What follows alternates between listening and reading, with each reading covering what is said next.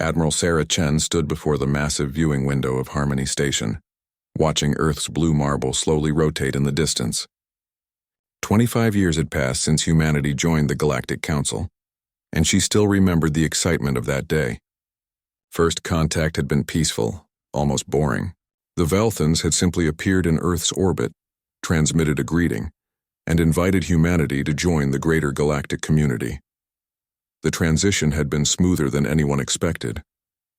The Council provided technology, trade agreements, and protection.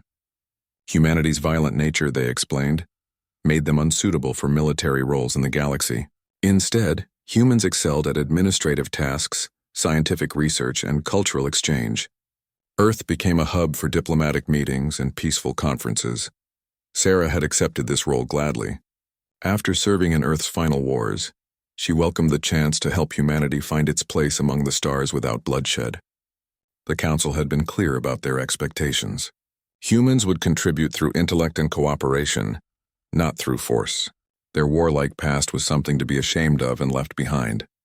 The communication console chimed softly. "Admiral," her aide Lieutenant Parker said, "we have an incoming transmission from Counselor Zelthrak." Sarah nodded and activated the holographic display. The tall, graceful figure of the Velthan counselor materialized before her. His silver skin gleamed under the artificial light, and his large, dark eyes held their usual expression of benevolent authority. "Admiral Chen," Zelthrak said in his melodious voice, "I trust you are well. I have another assignment for the human fleet." Sarah straightened. "Of course, Counselor. What do you need?" "There has been a minor dispute between the Corvani and the Thessian trade unions. Nothing serious, but it requires mediation. Your diplomatic corps has proven most effective at resolving such matters." "I'll dispatch Ambassador Williams immediately," Sarah replied. "Is there anything else we should know about the situation?" Zelthrak's expression remained neutral. "Simply ensure that both parties understand the importance of maintaining Council-approved trade routes. Any deviation from established protocols could disrupt galactic commerce." After the transmission ended, Sarah felt the familiar weight of responsibility. Humanity had become the galaxy's mediators and peacekeepers, but only in the most mundane sense. They handled trade disputes, cultural misunderstandings, and minor territorial disagreements. Never anything that involved real conflict. She often wondered about the other species' military capabilities. The Council had over 200 member races, yet somehow disputes never escalated to violence. When she asked about this remarkable achievement, the response was always the same. The Council had evolved beyond such primitive impulses. Parker approached with a data tablet. "Admiral, the latest fleet deployment reports." Sarah reviewed the numbers. 50,000 human vessels scattered across the galaxy, all equipped with Council-provided technology. Their ships were impressive, faster than anything Earth had ever built, with comfortable living quarters and advanced communication systems. They were perfect for diplomatic missions and scientific surveys. What struck her as odd was what they lacked. No heavy armor, no advanced weapon systems, no military-grade shielding. When she had questioned this during their integration, Counselor Zelthrak had explained that such equipment was unnecessary. The galaxy was at peace and humans would never need to fight again. "Parker," Sarah said thoughtfully, "have you ever wondered why our ships are built the way they are?" The young lieutenant looked puzzled. "What do you mean, Admiral?" "Look at these specifications. Our vessels can outrun almost anything in the galaxy, but they couldn't survive a real battle with even our old Earth-built destroyers." Parker frowned. "But why would we need battle capabilities? The galaxy is peaceful." "That's what bothers me," Sarah muttered. She had read the historical records. Before humanity joined the Council, there had been wars, conflicts, and power struggles throughout the galaxy. Species fought over resources, territory, and ideological differences. Then suddenly, within a few centuries, perfect peace emerged. The answer she had been given was evolution, both technological and social. Advanced civilizations naturally grew beyond violence. But Sarah's military experience told her something different. Peace this complete usually meant one of two things. Either everyone was too afraid to fight, or someone was controlling the situation very carefully. A new transmission alert interrupted her thoughts. This one was marked with the highest priority codes, something she had never seen before. "Admiral, The communications officer called out. "We're receiving a broadcast from Earth Command. It's marked as Emergency Protocol 7. Sarah's blood went cold. Emergency Protocol 7 hadn't been activated since the integration. It meant direct threat to Earth itself. She rushed to the main communication center, where a dozen officers were already gathered around the central display. General Harrison's weathered face appeared on the screen, his expression grim. "All human fleet commanders, this is a priority alpha transmission. Effective immediately, you are to implement communication blackout protocol and await further orders." Sarah felt her heart race. Communication blackout meant cutting all contact with non-human vessels and stations. It was a protocol designed for one purpose: preparing for conflict. "Sir," Sarah transmitted back, "what is the nature of the threat?" Harrison's eyes were hard as steel. "Admiral Chen, we've discovered something that changes everything. The Council hasn't been telling us the truth about the galaxy, about peace, or about our role in it. Intelligence has uncovered evidence that humanity has been systematically weakened and controlled since our integration." The bridge fell silent. Sarah felt the world shifting beneath her feet. "What kind of evidence, General?" "The kind that makes it clear why our ships can run but can't fight. Why humans are never assigned to real military positions. And why every time a species shows true independence, they seem to mysteriously lose their edge." Harrison paused. "Sarah, we've been domesticated like pets, and it's about to stop." The transmission cut to static, leaving Sarah staring at the blank screen. Around her, the bridge crew exchanged worried glances. For 25 years, humanity had believed they were partners in a peaceful galactic community. But if Harrison was right, they had been something else entirely. Controlled, weakened, and deceived. Sarah looked back at Earth through the viewing window. The blue planet seemed smaller now, more fragile. But she knew that beneath that peaceful appearance lay something the galaxy had forgotten about: humanity. Something that 25 years of careful manipulation hadn't been able to completely erase. The war that was about to begin would remind them all what humans truly were. Dr. Elena Vasquez had spent 3 sleepless days in the archives beneath Geneva Command, surrounded by files that should never have existed. The Emergency Protocol 7 had granted her access to classified intelligence gathered by Earth's hidden monitoring systems the Galactic Council didn't know about. The evidence was overwhelming and terrifying. She rubbed her tired eyes and looked at the holographic display showing intercepted communications between Council members. The translation algorithms had worked overtime to decode the various alien languages. But the message was clear. Humanity had been the subject of a carefully orchestrated experiment for 25 years. "Commander Torres," she called to her assistant, "bring up file designation XK7. The young intelligence officer activated the relevant data stream. Audio filled the room. A conversation between Counselor Zelthrak and someone identified as Supreme Counselor Threnix of the Corvani Empire. The human domestication project proceeds ahead of schedule, Zelthrak's translated voice said. Their military instincts have been successfully suppressed. Fleet Admiral Chen continues to follow protocols without question. Excellent, came the reply. And their industrial capacity? Fully integrated into our supply chains. They produce advanced components for our weapons systems while believing they're manufacturing peaceful exploration equipment. The irony is delicious, Elna felt sick. Every human factory, every research station, every scientific breakthrough had been feeding the Council's military machine, while humans remained blissfully unaware. Commander Torres looked pale. Doctor, this next file is marked with the highest security rating. Elena nodded grimly. The new audio file contained voices she didn't recognize, members of species she had never heard of before. The Terran resistance was eliminated as planned, an unknown voice reported. The last of the warrior bloodlines have been identified and neutralized. The remaining humans show no signs of their ancestors' aggressive tendencies. What about their history? Another voice asked. The records of their wars? Carefully edited. They believe their past conflicts were primitive affairs fought with crude weapons. They have no idea what they're truly capable of when properly motivated and equipped. Elena's hands shook as she paused the recording. She pulled up humanity's official historical records, the ones distributed after Council integration. They showed wars fought with chemical explosives and kinetic weapons, primitive by galactic standards, But the classified files told a different story. Humanity had developed weapons and tactics that had terrified the galaxy: plasma warfare, gravitic missiles, ships that could kamikaze through shields using experimental physics. More importantly, humans had shown a willingness to use any weapon, fight any battle, and never surrender when their survival was threatened. The Council's solution had been elegant and horrible. Instead of destroying humanity, they had recruited them. But first, they had systematically eliminated anyone who might remember what humans really were. Military leaders, weapons scientists, historians who knew the truth, all had suffered convenient accidents. During the integration period, the remaining population had been fed a sanitized version of their own history and given a role that kept them useful but harmless. Humans had become the galaxy's administrators and peacekeepers, never knowing they had once been its most feared warriors. Elena's personal communicator chimed with an urgent message from Admiral Chen.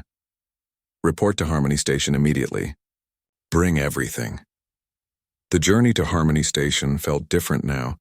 Elena looked at the human crew members around her and wondered how they would react to the truth. The ship's captain, Maria Santos, had served faithfully for 15 years, believing she was part of a peaceful alliance. Her grandfather had fought in Earth's last war, but the history books said he had been part of a primitive conflict over dwindling resources. The classified files revealed that Captain Santos's grandfather had been Colonel Santos, a tactical genius who had developed the siege warfare techniques that had made the Corvani Empire retreat from 3 star systems. He had died in a shuttle accident 2 weeks after signing the integration treaty. Upon reaching Harmony Station, Elena found Admiral Chen in a secure briefing room with several other high-ranking officers. The Admiral looked like she had aged years in the past few days. "Dr. Vasquez," Chen said, "I hope you have answers, because I have questions that are keeping me awake at night."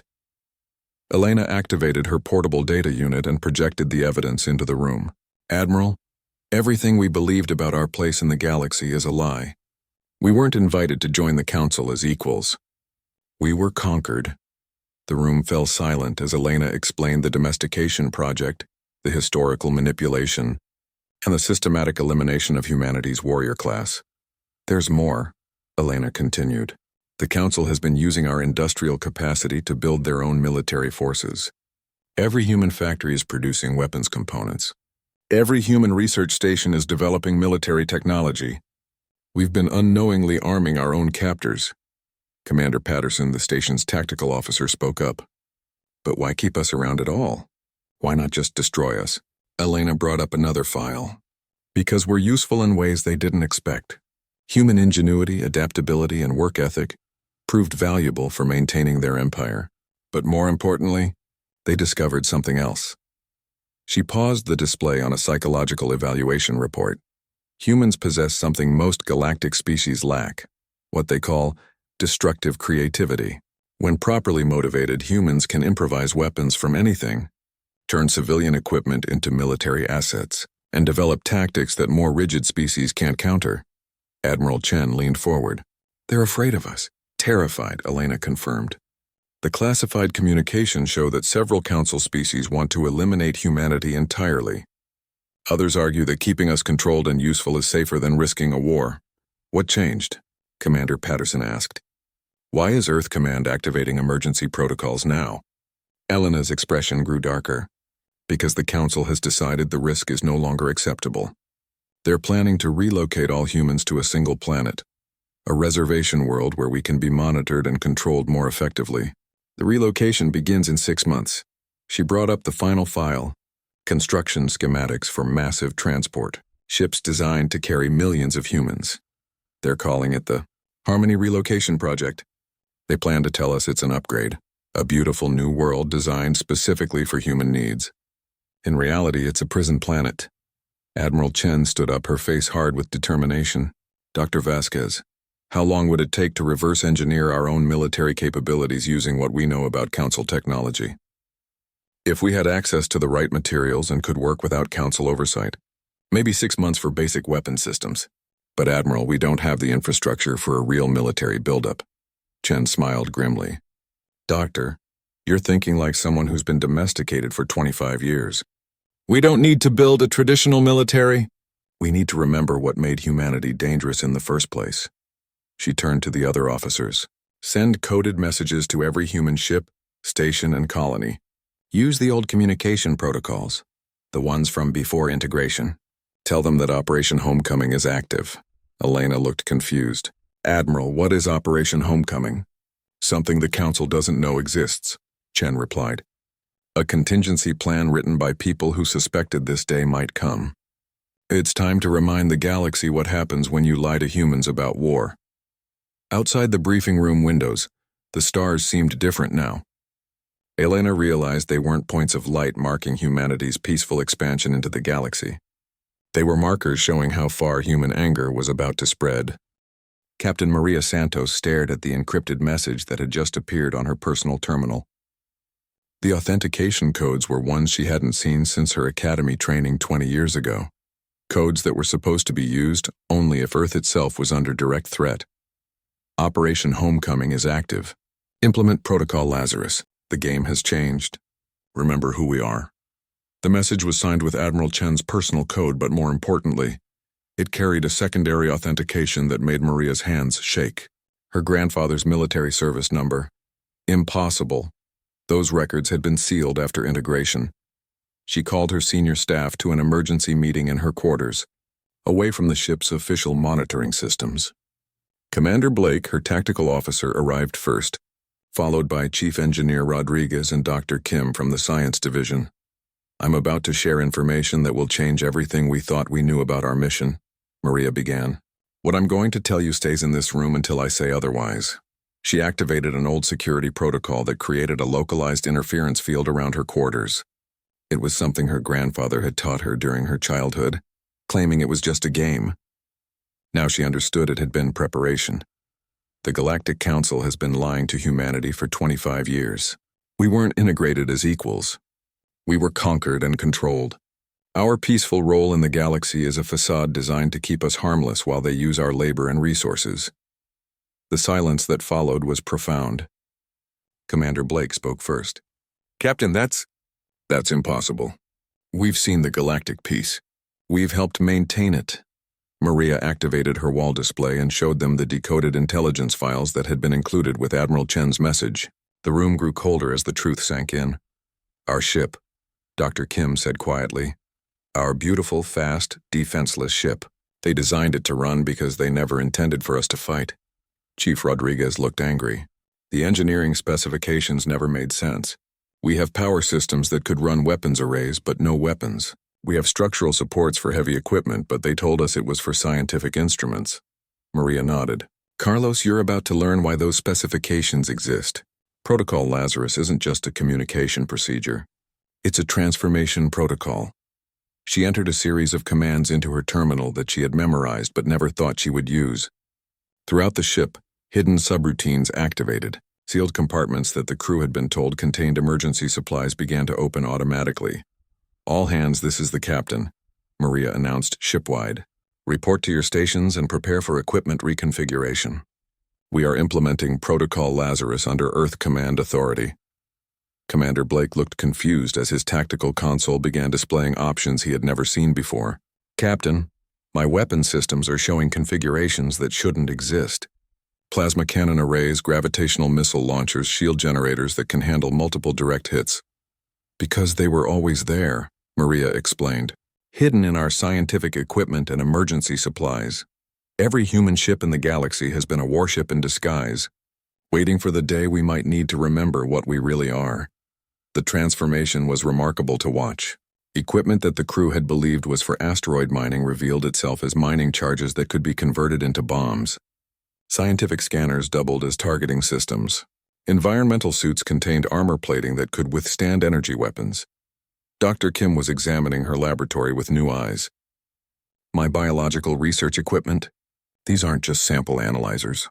They're chemical weapon synthesizers. The Council made one crucial mistake, Maria said. They assumed that removing our historical knowledge and eliminating our military leadership would make us harmless. But they didn't understand human nature. We're tool users. Give us any equipment, any materials, and we'll figure out how to weaponize it. An alert chimed on the communication console. It was a message from Counselor Zelthrek. transmitted to all human vessels simultaneously. Attention human fleet commanders. The Velthon's voice carried its usual tone of calm authority. Recent irregular communications from your homeworld appear to indicate system malfunctions. Please report to the nearest council station for technical assistance. Maria looked at her crew and smiled coldly. They know something's changed, but they don't understand what. She activated the ship's main communication array and broadcast on all council frequencies. Counselor Zelthrak, this is Captain Santos of the human vessel Determination. We've received your message. Unfortunately, we're going to have to decline your kind offer. The response came quickly, and for the first time, Maria heard uncertainty in the counselor's voice.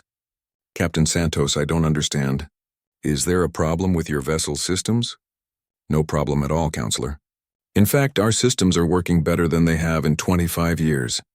But we've recently learned some interesting things about the galaxy that have changed our perspective on cooperation.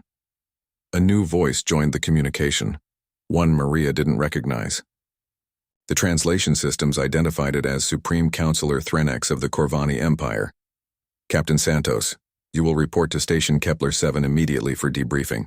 This is not a request, Maria's smile widened. Supreme Counselor, I appreciate the invitation, but humans don't take orders from people who have been lying to us for a quarter century. In fact, we'd like to extend an invitation of our own. She nodded to Commander Blake, who had been rapidly familiarizing himself with his newly revealed weapons, systems. We invite the entire Galactic Council to witness what happens when humans decide they've been peaceful long enough. The Determinations. Engines roared to life with power levels that should have been impossible for a diplomatic vessel. Maria felt the familiar sensation of acceleration as her ship moved away from its assigned patrol route toward coordinates that had been included in Admiral Chen's message. Captain, Chief Rodriguez called from engineering. I'm reading massive power signatures throughout the ship. Whatever they hid in our systems, it's military-grade equipment of the highest order. Dr. Kim, Maria said, how long to produce combat-grade chemical agents using your equipment? Now that I know what it really is. About 6 hours for basic compounds. 12 for the really nasty stuff. Commander Blake was almost grinning as he explored his tactical options. Captain, these weapon systems are more advanced than anything in the historical records. The Council didn't just hide weapons in our ships, they gave us cutting-edge military technology. Maria realized the beautiful irony of their situation. They were so afraid of what we might do with primitive weapons that they gave us advanced ones instead, thinking their control systems would prevent us from ever using them. Another communication alert. This time it was Admiral Chen broadcasting to all human vessels. All ships, this is Admiral Chen. Operation Homecoming is proceeding as planned. You have 24 hours to reach the rendezvous coordinates. After that, we begin Phase 2. What's Phase 2? Commander Blake asked. Maria looked at the star field ahead of them, where other human vessels were converging from across the galaxy. Ships that had spent 25 years as diplomatic couriers and scientific explorers were revealing themselves as a hidden battle fleet. Phase 2, she said, is when the Galactic Council learns what their domesticated humans do when someone threatens their home. The Determination accelerated toward the rendezvous, its newly awakened weapon systems charging with energy that hadn't been felt in the galaxy for 25 years. Behind them, Council monitoring stations were recording power signatures that their computers claimed were impossible. The humans were coming home, and they were no longer interested in peace. The rendezvous point was a dead system that officially didn't exist on any Council star charts. Admiral Sarah Chen watched through the viewports of her flagship as 30,000 human vessels emerged from hyperspace jumps, their hulls gleaming with newly activated armor plating and weapon arrays. It was the largest gathering of human military assets since before integration, and the sight filled her with both pride and sorrow. Pride for what humanity could accomplish when united, and sorrow that it had come to this. Admiral, Lieutenant Parker reported, all fleet commanders are standing by for the briefing. Sarah nodded and activated the fleet-wide communication system. 30,000 ship captains appeared as holographic projections around the bridge, their faces showing a mixture of determination and barely controlled rage. Commanders, Sarah began, 24 hours ago, most of you believed we were part of a peaceful galactic alliance. Today we know the truth. We have been prisoners, not partners. Our children have been raised to be servants, not citizens. Our history has been erased, our potential suppressed, and our future stolen. Murmurs of anger rippled through the assembled captains. But the galaxy made one crucial mistake, Sarah continued. They forgot that humans don't stay down when we're pushed. They forgot that we're at our most dangerous when we have nothing left to lose. Captain Torres of the science vessel. Newton raised her hand. Admiral, what are our objectives? The Council controls over 200 star systems and has military assets we can't match in conventional warfare. Sarah smiled grimly. Captain Torres, we're not going to fight a conventional war. We're going to fight a human war. The holographic display behind her activated, showing a three-dimensional map of Council space. Red markers indicated military installations, blue ones showed major population centers, and yellow highlighted critical infrastructure. The Council's greatest strength is also their greatest weakness, Sarah explained. They've achieved peace through absolute control. Every system operates according to precise protocols. Every trade route follows predetermined paths. Every military response follows established procedures. She highlighted several key points on the map. What they haven't planned for is chaos. They don't know how to respond to unpredictable attacks, asymmetric warfare, or enemies who refuse to follow the rules of engagement. Commander Blake from the Determination spoke up. Admiral, our intelligence suggests the Council has been studying human warfare. They know our historical tactics.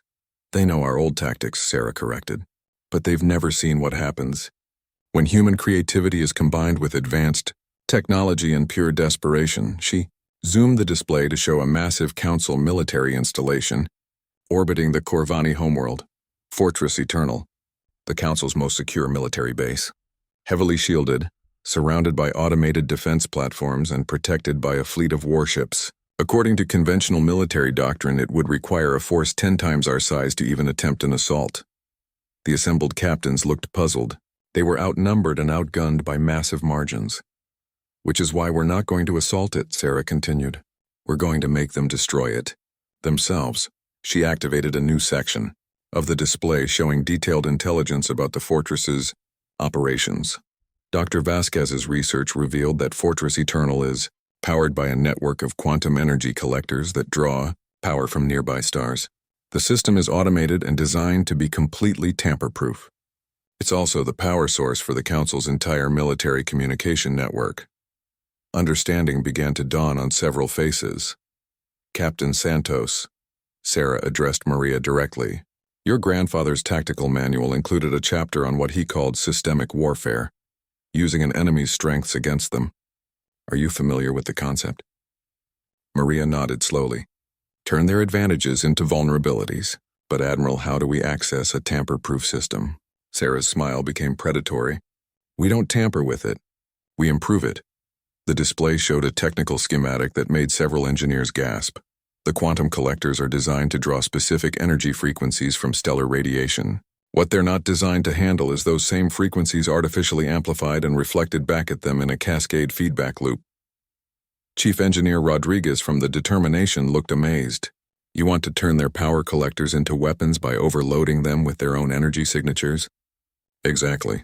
And the beautiful part is that it will look like a technical malfunction, not an attack. The fortress's own safety systems will try to shut down the overload, but the feedback will have propagated through their entire network. When Fortress Eternal explodes, it will take out military communications across 3 sectors. Captain Torres frowned. But how do we generate the amplified frequencies without specialized equipment? Sarah gestured to the assembled fleet. Look around, Captain. 30,000 ships, each with scientific equipment, mining tools, and industrial fabricators. In the next 6 hours, we're going to turn this fleet into the galaxy's largest improvised weapons platform. The transformation that followed was unlike anything in recorded history. Human ingenuity, suppressed for 25 years, exploded into creative violence. Mining lasers were modified into focused beam weapons. Cargo transporters became missile delivery systems. Environmental processors were converted to produce chemical weapons. Most impressive was what the fleet did with their communication arrays. By networking them together and modulating their transmission frequencies, they created a massive directed energy weapon capable of amplifying stellar radiation by several orders of magnitude.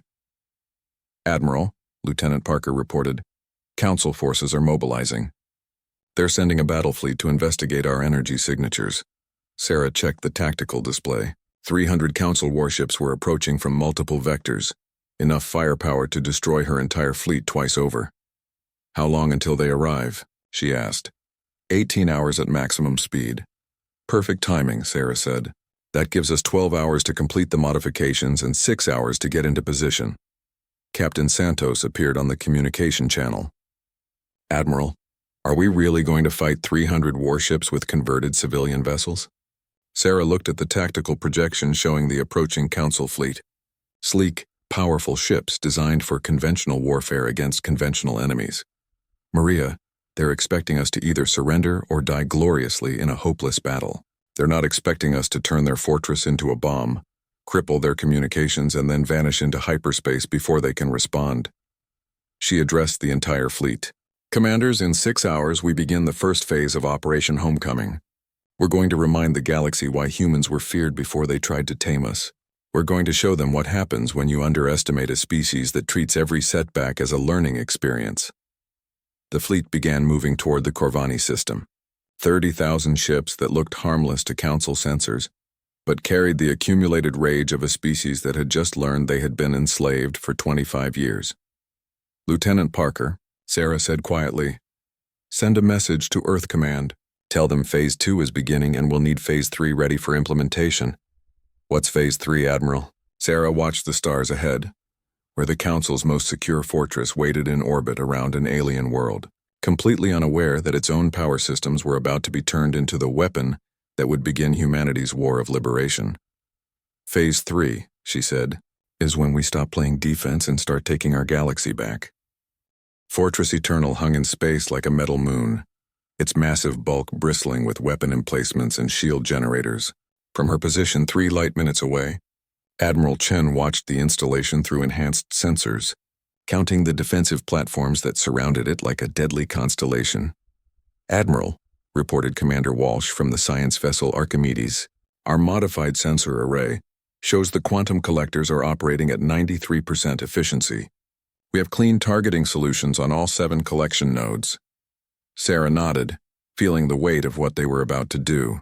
In 30 minutes, they would either prove that human ingenuity could overcome superior firepower, or they would all die in the attempt. The approaching Council battle fleet was now only 8 hours away. All ships maintain communication silence, Sarah ordered. Begin frequency modulation in sequence. Across the hidden human fleet, 30,000 ships began a coordination that should have been impossible.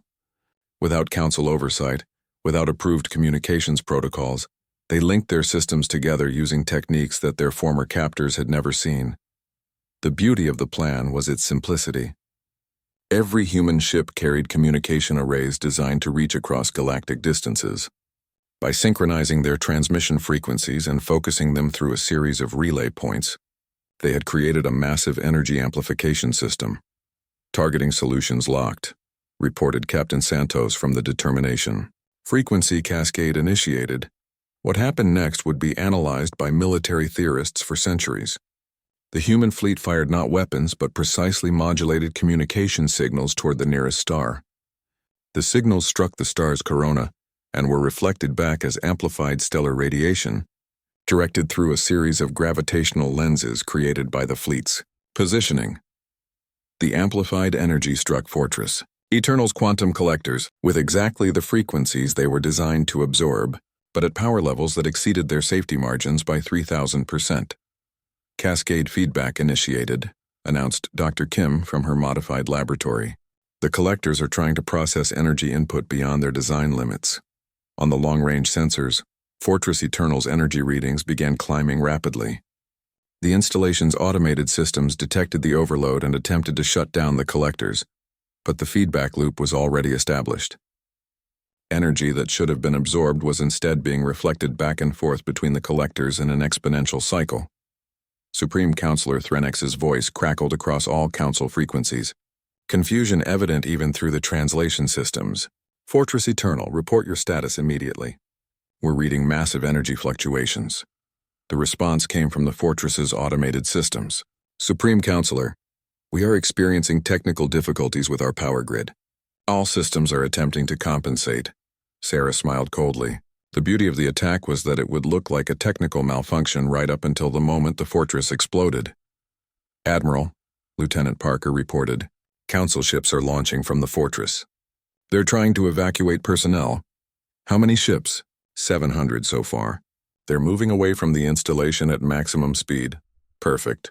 The evacuation would confirm to Council leadership that something was catastrophically wrong, but they wouldn't understand what until it was too late to prevent it.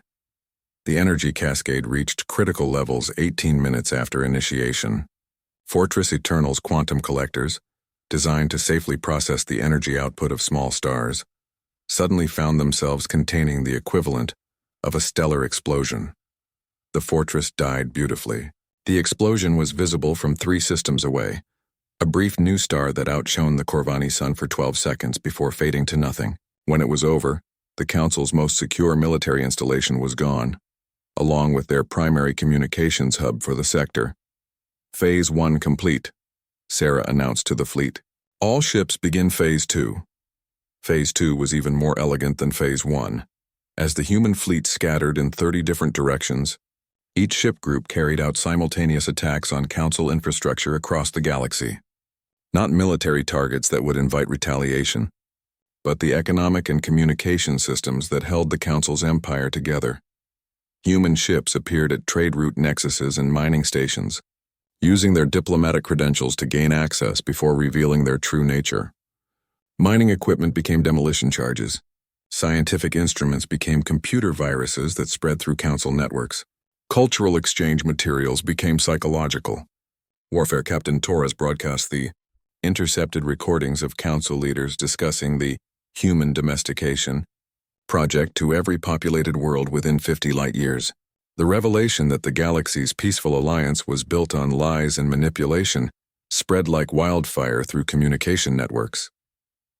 "Admiral," reported Commander Blake, "we're getting responses from non-Council species. The Nexari Union wants to know if the recordings are authentic. The Stellar Federation is asking for copies of our intelligence files." Sarah realized they had stumbled onto something bigger than revenge. For decades, other species had suspected that the Council's peace was built on coercion, but they had lacked proof. Humanity's intelligence gathering had given them the evidence they needed. "Open a channel to the Nexari Union," Sarah ordered. "Tell them we're willing to share everything we've learned, but we want something in return." The response came quickly. The Nexari had been waiting for 20 years for someone to challenge Council authority.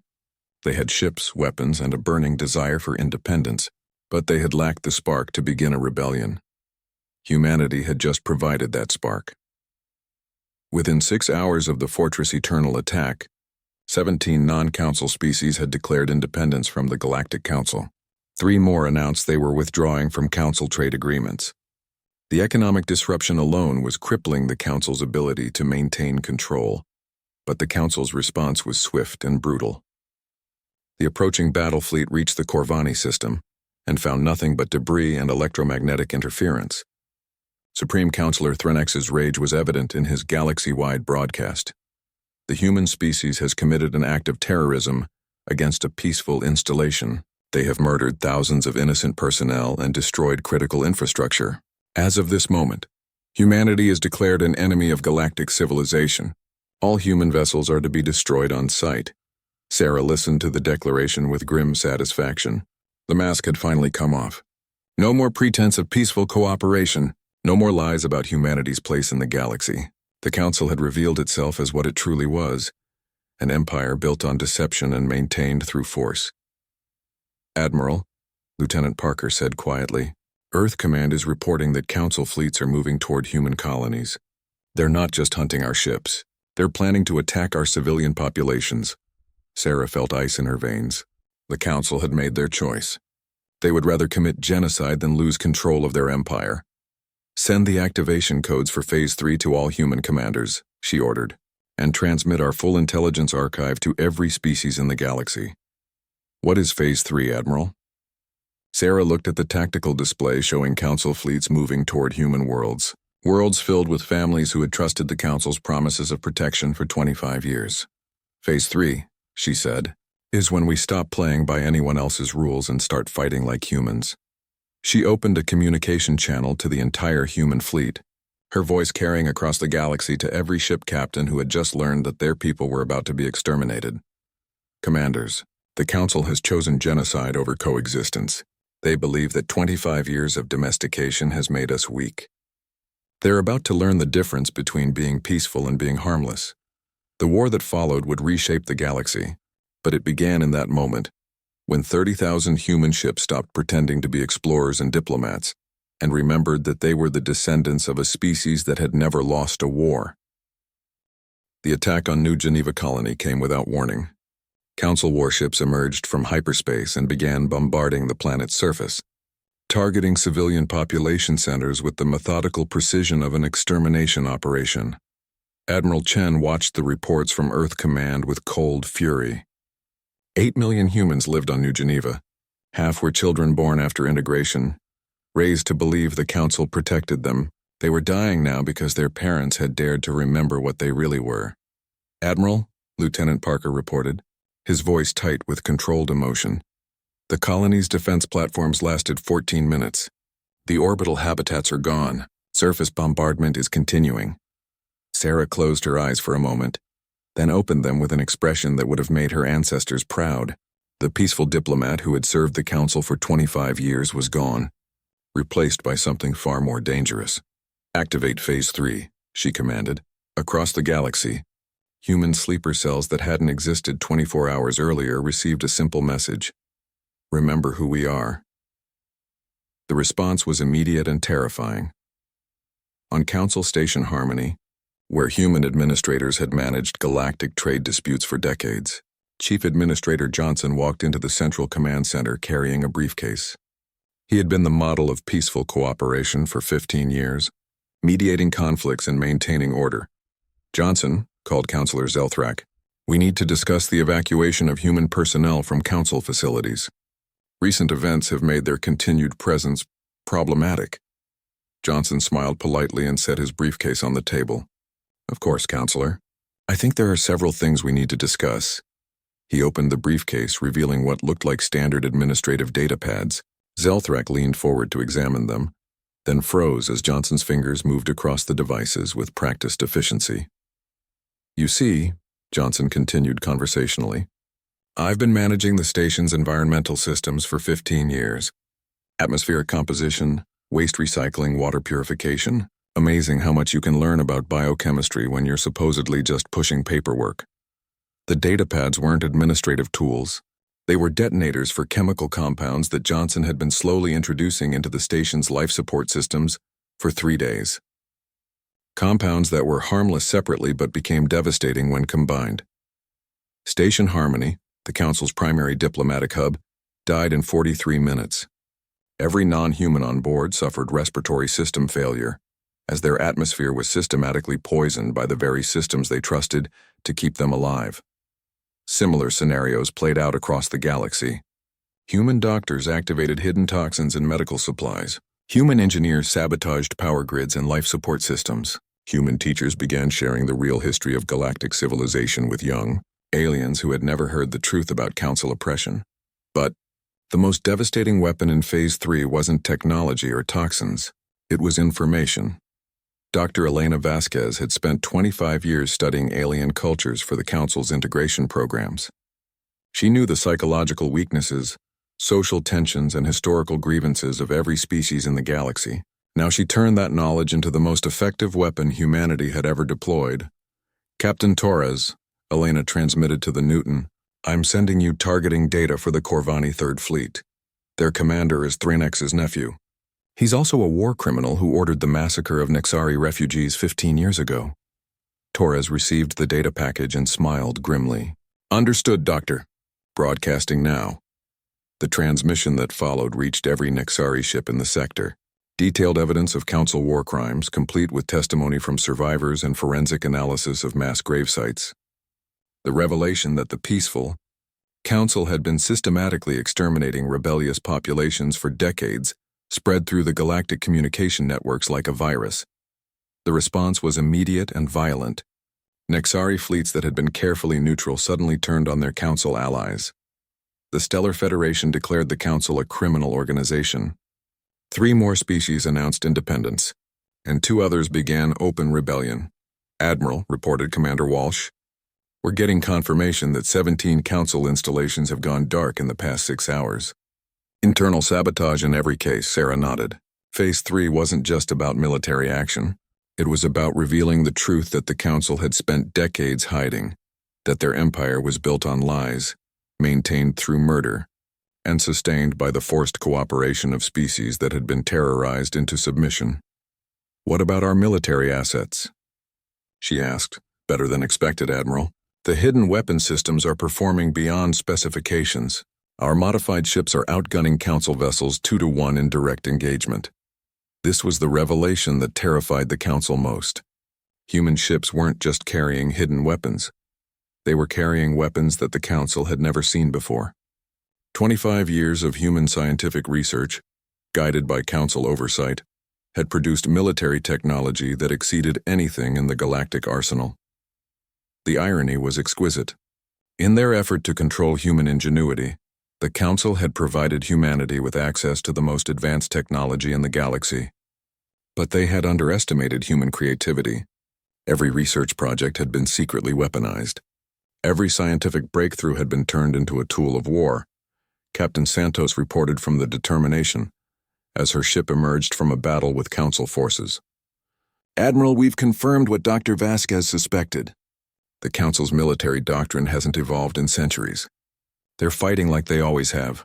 Rigid formations, predictable tactics, overwhelming force. And we're fighting like humans, Sarah replied. The difference was becoming apparent across the galaxy.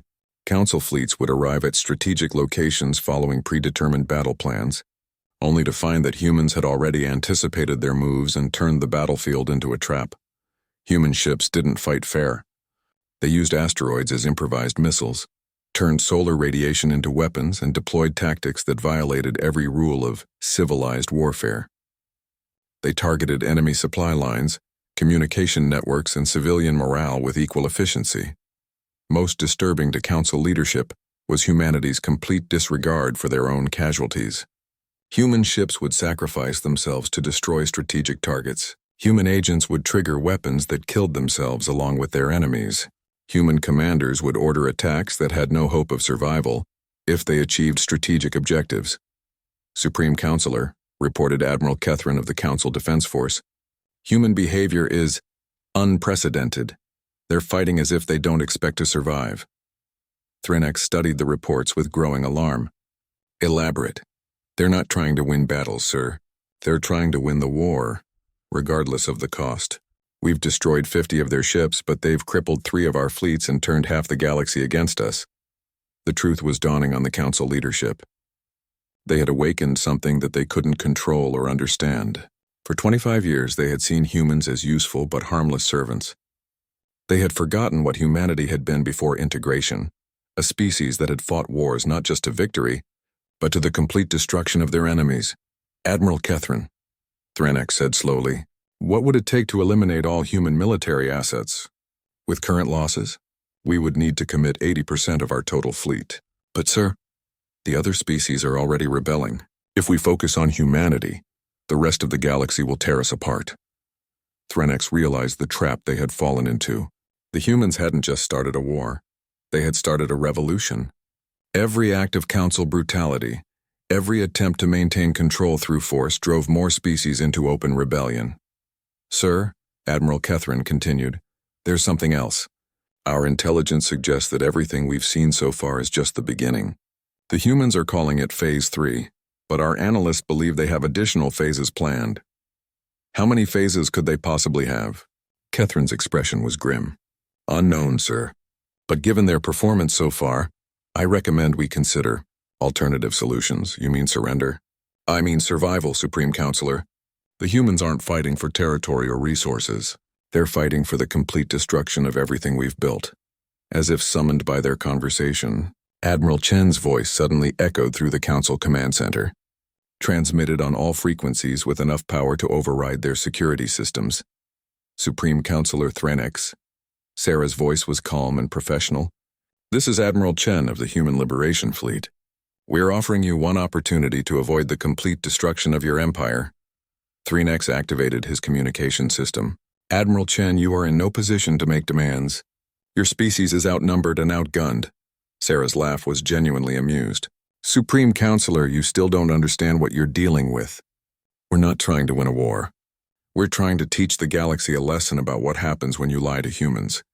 The communication ended, leaving the Council leadership staring at screens showing rebellion, spreading across their empire like wildfire. They were beginning to understand. 3 months after the destruction of Fortress Eternal, Admiral Sarah Chen stood in the ruins of the Council's capital city on Vieltha Prime. The elegant spires that had once housed galactic government lay in twisted metal fragments, brought down not by human weapons but by the Valtans themselves during their revolution. The irony was perfect. The species that had orchestrated humanity's domestication had been the first to destroy their own leadership when the truth about the Council's crimes became public. Admiral, Dr. Elena Vasquez approached across the rubble-strewn plaza. We've received confirmation from the Outer Rim. The last Council military installation surrendered this morning. The war is officially over. Sarah nodded, feeling oddly empty. For 25 years, she had served the Council faithfully, believing in their vision of galactic peace. For 3 months, she had fought to destroy everything she had once helped build. Now that it was finished, she wasn't sure what to feel. Casualties? She asked, lower than projected. Total human losses are approximately 300,000 military and 2 million civilian. Council losses are estimated at 47 million military and unknown civilian casualties from internal rebellions. The numbers told the story of a war unlike anything in galactic history. Humanity had been outnumbered 1,000 to 1, but they had won by refusing to play by the rules of conventional warfare. They had turned the galaxy's own systems against itself, using information as a weapon more devastating than any bomb. What about the other species? Elena consulted her datapad. 67 species have declared independence from Council authority. 31 have requested alliance with the new human coalition. 12 want to establish their own governments but maintain trade relationships. The rest are still deciding. Captain Santos approached from the direction of the spaceport, her uniform showing the wear of 3 months of continuous combat. Admiral, we've received a message from Earth Command. They're asking about the implementation of Phase 4. Sarah almost smiled. Tell Earth Command that Phase 4 won't be necessary. The galaxy is learning to govern itself, quite well without our help. Phase 4 had been the contingency that terrified even the planners, back on Earth. The complete destruction of galactic civilization and the rebuilding of society according to human principles. It would have involved weaponizing black holes, collapsing trade routes, and systematically eliminating every species that refused to accept human authority. The fact that it hadn't been necessary was a victory in itself. Admiral, Elena said carefully, there's something else. The Nexari Union has formally requested that humanity assume leadership of a new galactic government. They're offering us the same role the Council used to play. Sarah shook her head. That's exactly what we don't want to become. Send them our standard response. The standard response had become humanity's defining statement in the post-war galaxy. Humans don't want to rule other species. We want other species to rule themselves. It was a philosophy that had emerged from the ashes of the war, born from humanity's own experience of being controlled and manipulated. Every human commander, every diplomat, every administrator had been given the same instructions. Help other species achieve independence, but never try to control them. The Veltans want to meet with you, Santos reported. The new government wants to formally apologize for their role in the domestication project. Tell them an apology isn't necessary, Sarah replied. But cooperation in the transitional period would be appreciated. This was perhaps the most remarkable aspect of humanity's victory. They had shown mercy to their former captors. Velthans who had participated in the Council's crimes were given trials and appropriate punishments. But the species as a whole was offered the chance to rebuild their society without human interference. It had been a conscious decision, debated in Earth's command centers and human fleet meetings across the galaxy. Genocide would have been easier. Total domination would have been more satisfying. But humans had chosen a different path, one that proved they were capable of being the species the Council should have been. Admiral, a new voice called out. Sarah turned to see a young Velthan approaching, her silver skin marked with the scars of recent conflict. I am Counselor Viridian. I represent the new Velthan Republic. Sarah studied the alien woman. During the war, Viridian had led the Velthan resistance against her own government, broadcasting evidence of council crimes from hidden transmitters, while council forces hunted her through the ruins of their own cities. "Counselor," Sarah said formally, "what can I do for you?" "I wanted to thank you," Viridian said simply. "Not just for ending the council's rule, but for showing us what we could become. My people spent centuries believing that peace required absolute control. You taught us that real peace requires freedom. It was a lesson that was spreading throughout the galaxy. Species that had been oppressed for generations were discovering their own voices. Cultures that had been forced into conformity were rediscovering their uniqueness. Technologies that had been restricted to maintain council control were being shared freely. There is something else," Viridian continued. "The new Galactic Charter is ready for ratification.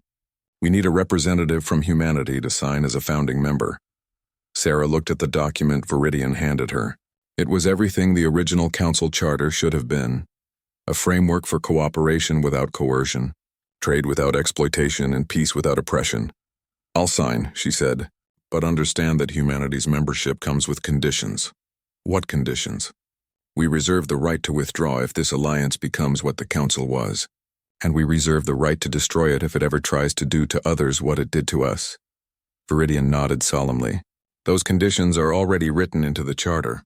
No species will ever again have the power to dominate others the way the Council dominated humanity." As Sarah signed the document that would establish the new galactic government, she reflected on how much had changed in 3 short months. Humanity had entered the war as escaped slaves fighting for survival. They were ending it as the galaxy's liberators, respected and feared in equal measure. But the most important change was in humanity itself. For 25 years, humans had been taught to suppress their natural instincts, to be peaceful administrators and cooperative servants. The war had reminded them what they truly were, a species that refused to accept limitations, that turned every disadvantage into an advantage, and that would burn down the galaxy before allowing themselves to be enslaved again. "Admiral," Lieutenant Parker approached with a final message from Earth Command. "The fleet is ready to disperse to their new assignments." "What are your orders?" Sarah looked up at the sky, where human ships were preparing to depart for every corner of the galaxy. Some would explore new worlds, others would help emerging species develop their own governments, and a few would maintain watch against any threat that might emerge. But all of them would carry the same message. Humanity was no longer interested in being part of someone else's empire. They would build their own destiny, help others build theirs, and ensure that no species ever again suffered what they had endured. "Send them home," Sarah said. "Send them all home. The war is over, and the galaxy belongs to everyone who's willing to fight for their freedom." As the human fleet scattered to the stars, Sarah remained behind to help coordinate the transition, but her thoughts were already turning toward Earth, where children were being taught the real history of their species for the first time in 25 years. They would know what their grandparents had been. They would understand what they themselves were capable of becoming, and they would ensure that humanity never again forgot the price of trusting anyone else to define their place in the universe. The galaxy had learned an important lesson about what happened when you lied to humans. More importantly, humans had learned an important lesson about what happened when they remembered who they really were. The age of the Galactic Council was over. The age of free species had begun, and at its heart was a simple truth that would echo through the stars for generations to come. Humans didn't want to rule the galaxy. They just wanted to make sure no one else ever did either.